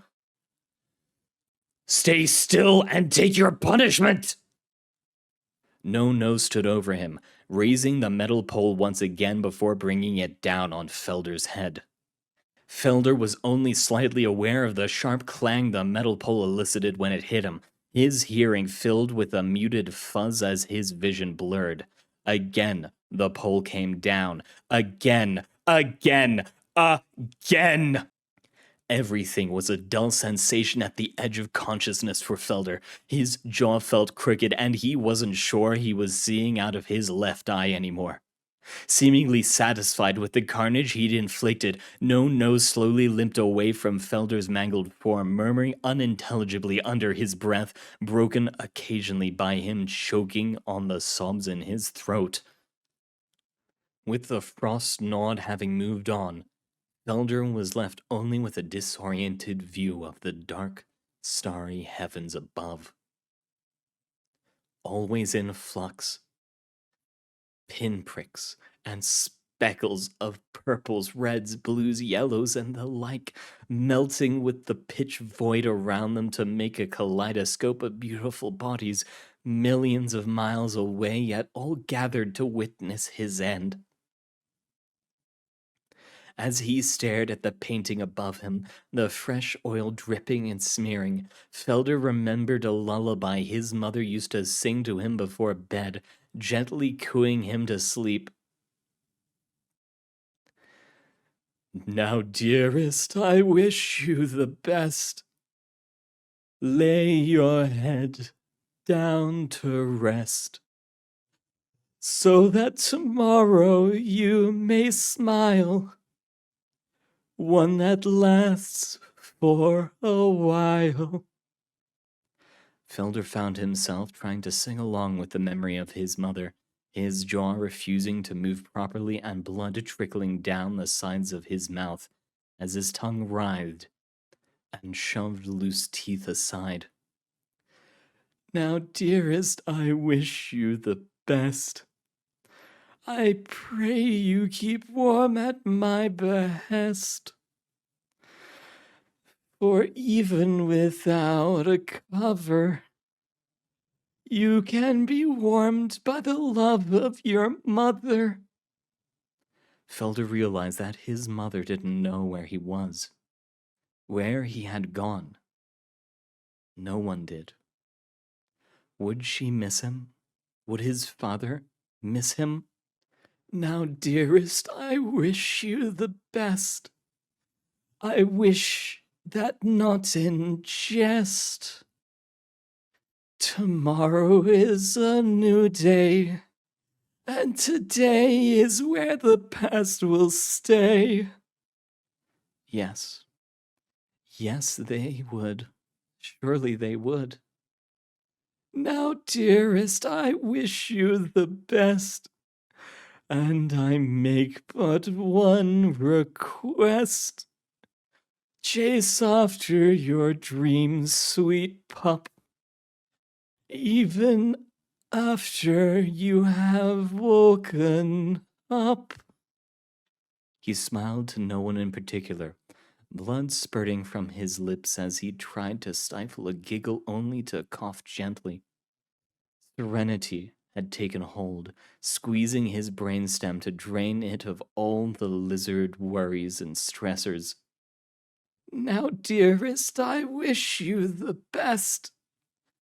Sleep well and safe, lest you slip from your bed and doze with the stars instead.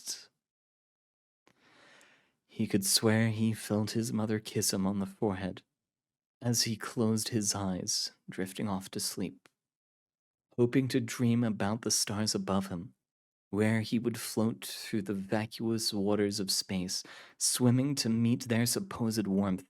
He felt the lingering sensations of the world around him fade away as he let himself slip into the soft ether of rest and re-energization, preparing for the tomorrow that always lingered on the horizon, pulling him ever forward to his ambitions and dreams. An excellent entry from a series of 2, with one more on the way. And speaking of 3s, how about we listen to what is inside you and me? Logos, Ethos, Pathos. Breathe in, breathe out. Ever heard of box breathing? I've heard that's pretty good. I don't need any brain tricks, I'm fine. You need it. This is just so overwhelming. Why did this have to happen? It's not a surprise. Anyone could have seen this coming. Now isn't the time. Please be respectful. So much potential gone. Pooling into the cold asphalt. Leaking out. Leaking out. Potential that's being wasted now. Who knows what they would have done? Not that it matters anymore. I'm sure they would have done something great, but we can't dwell on what could have been. What do we dwell on then? Surely not the image in front of us. It's sickening. How about a life lived? Oh, dwelling on the past is a surefire receipt for regret. I'm not sure we should be doing that right now. Maybe later? But that's how we learn. Then let's be selective for now. Pick the important stuff.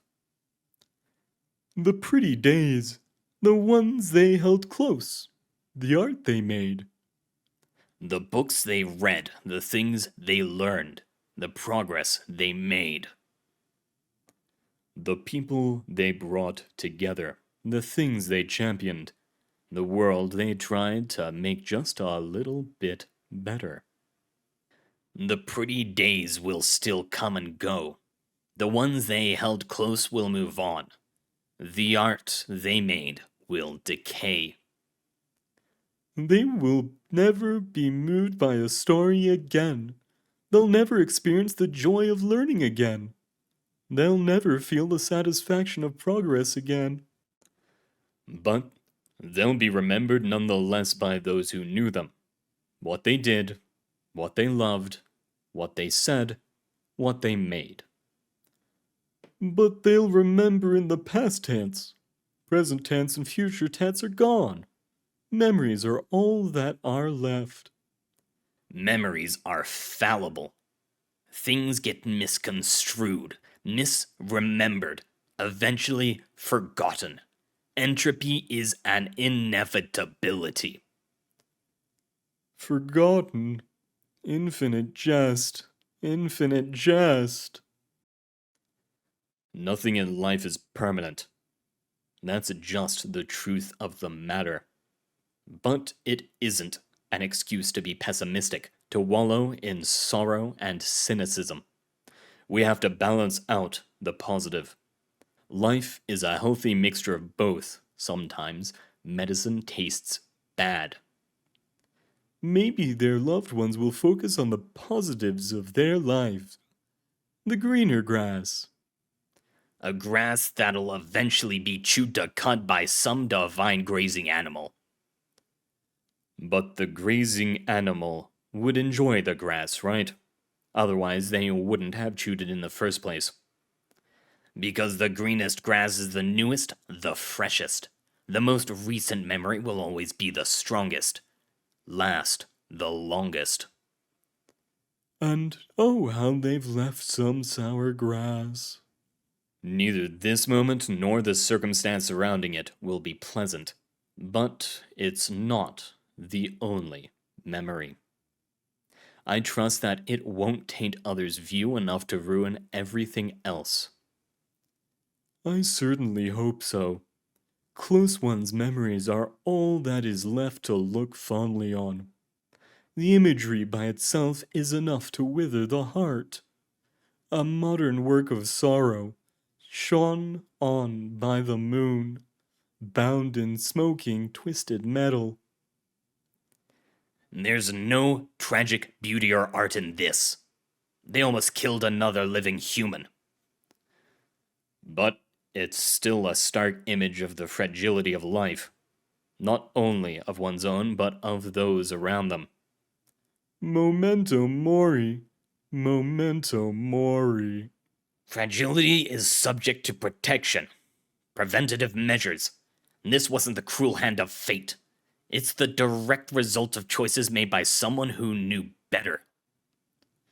Regardless of whether or not it is, now isn't the time. Please, listen to me for once. But it's true. Why deny what's true? Because it's callous. It's reality.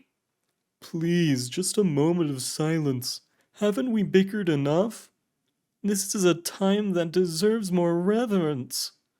A bright and beautiful flame snuffed out. Certainly an apt metaphor. Flames go out once they've consumed all around them, without a care for whatever's in the way.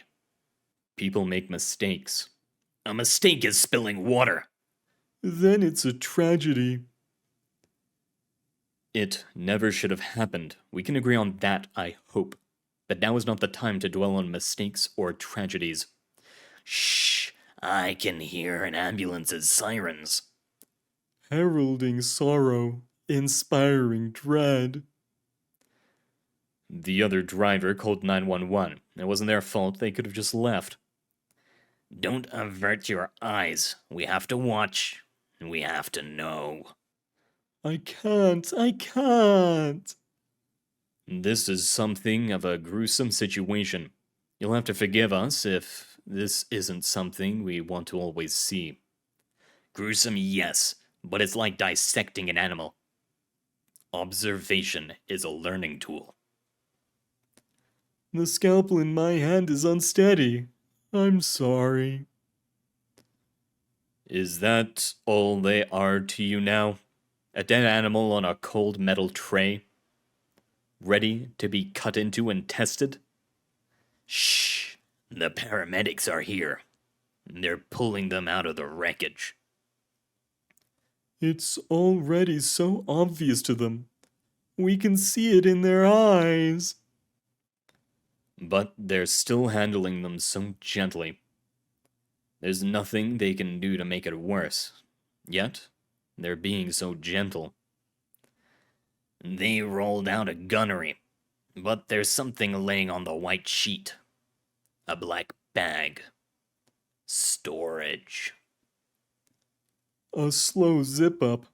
Stoic, yet somber.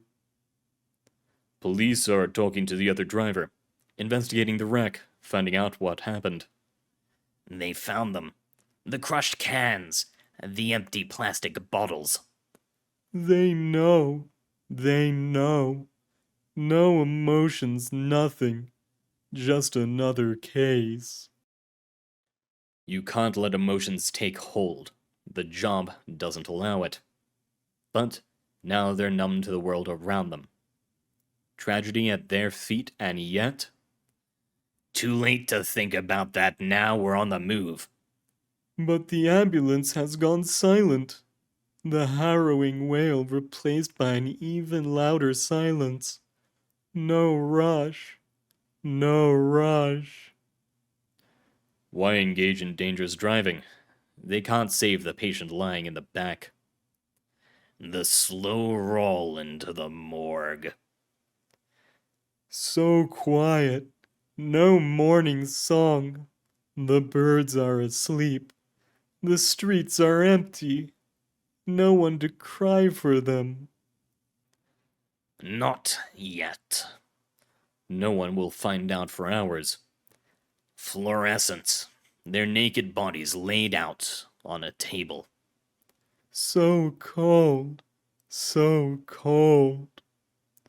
It's standard procedure. Soon the family will be able to dress them up again. Something to keep them warm, make them look nice. A needle's jabbed in their arm. The vein rolls. They adjust the needle in the skin. Just another test. Just another test.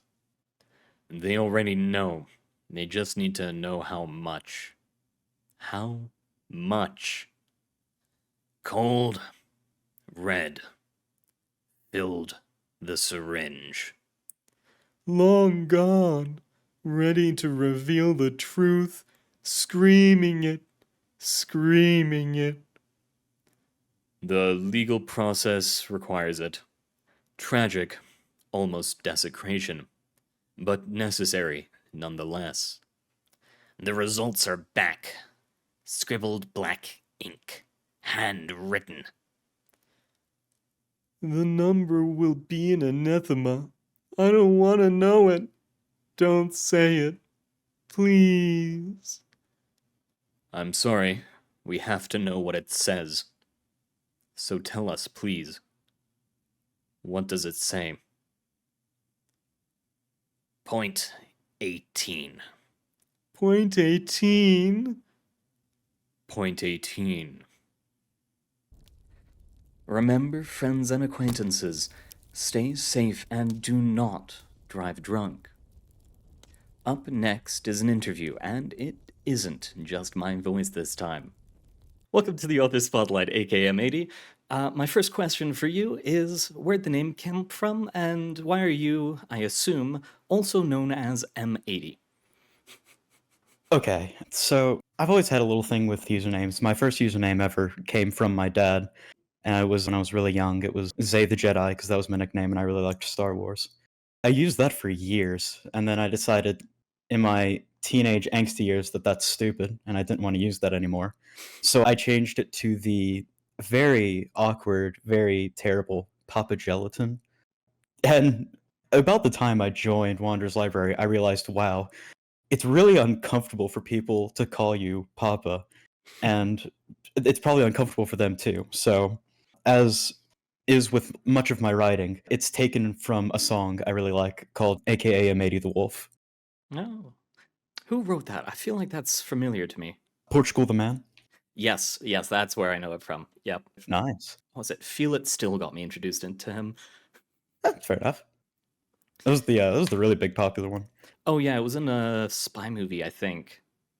I think it's got something like 2 billion plays on Spotify. Oh yes, it's ridiculous, and I definitely contributed probably 100 of those. Next question is about the mood you have on Discord. You walked Bob Dylan up on stage. In 1975, I walked Bob Dylan on stage. Who are you? Sorry, that came out compulsively. It's this video. It was really popular. It's just this really short, squat dude yelling at this dude playing the trumpet on the streets of, I think, New York. And he's telling him how he's not an artist or whatever. And one of his claims to fame is that in 1975, he walked Bob Dylan onto stage. In 1966, he was friends with the Grateful Dead. Mm-hmm. I just thought it was stupid. Fair enough, fair enough. All right, first question about your works then. The Rat King. So, how much did you draw on Fantastic Four's Mole Man and the song Rats, We're the Rats?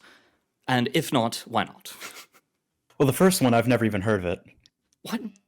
You've never seen Fantastic Four?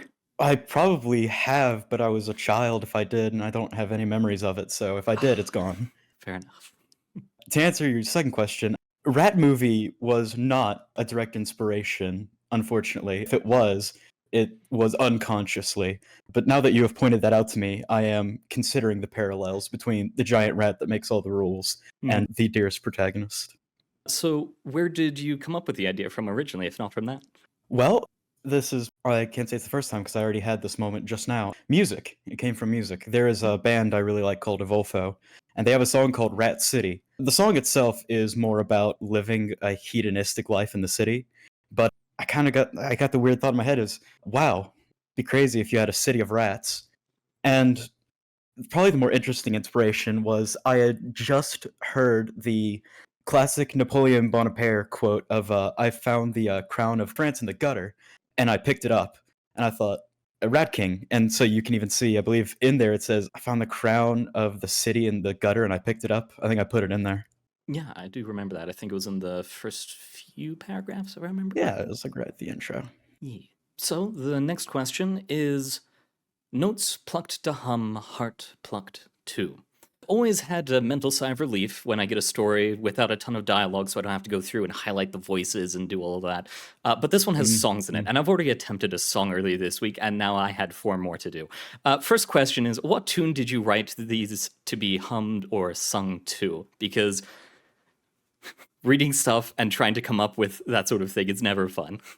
Well, I don't know if you've actually put a tune to it or not, so this will either make you really happy or really upset, but I didn't. Fair enough. I think that's what most people do. You're right that they're songs, because God, we just got here and we're back at it again. All 4 of them are songs. Oh? Yes, because the whole thing is about music, and I thought, wow, what if I took 4 songs and then summarized them? Because I wanted to restrict myself in some way. Mhm. So here's the secret to it. I believe it's, is it acrostic when you first letter for a word? I don't remember which one that is. But anyway, so the first letter of each line is the first letter of a word in the song's title. So the first one is Interview with the Cosmo Cleaners.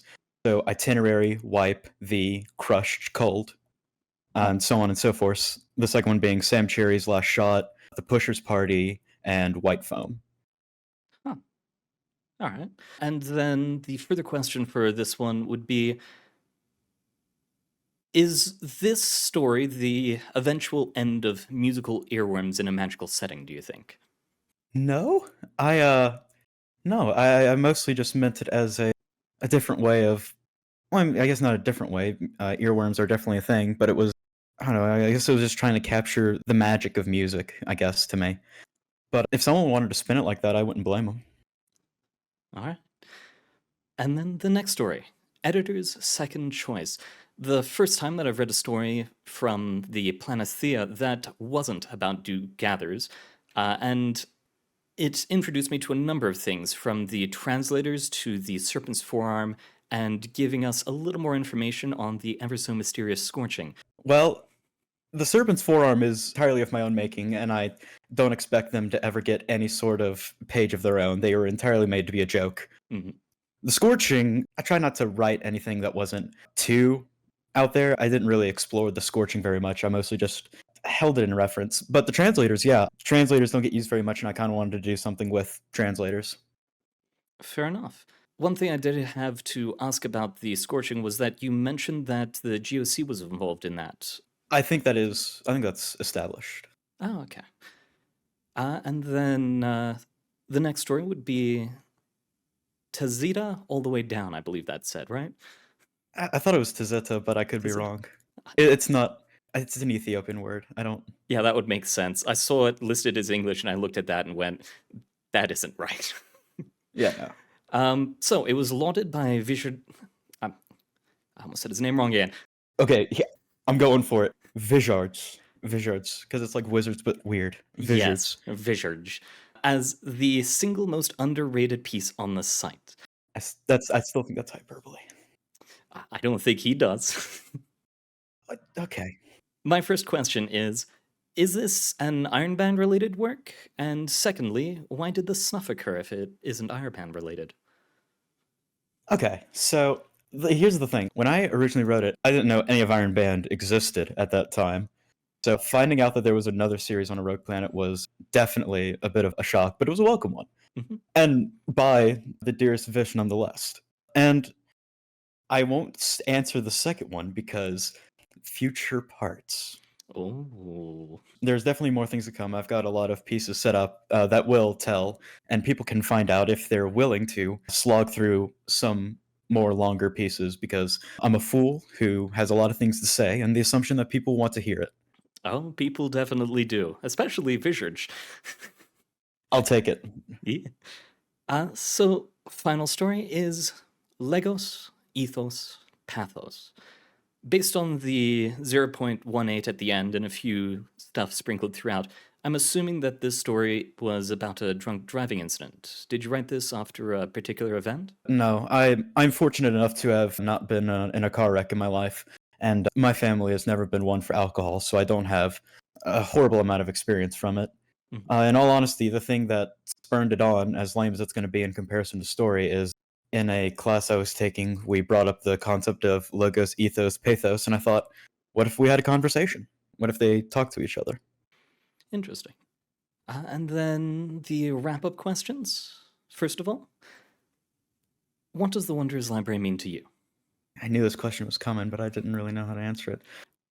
I'm not sure there's a definite one thing I can say about the Wanderer's Library, because any one thing I can say won't be doing it justice because there's so much else, I guess, to it. Because if you say it's just a place to improve your writing, then that discounts the community behind it. If you say it's just a place for writers to get together, that kind of tends to discount the I don't know, the improvement you get behind it, the amount of different stories you can find in there.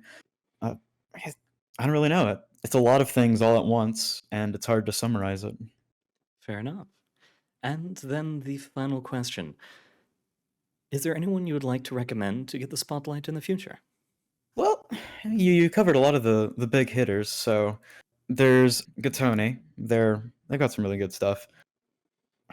Interesting side. You don't see a lot of cooking stuff happening on the library, but they've got 3 really good pieces for that. Mhm. There's Uncertainty. I think most of his stuff is kind of imagery related, so I think you'd be hard pressed to do some stuff with that, but it might be worth talking to him anyways.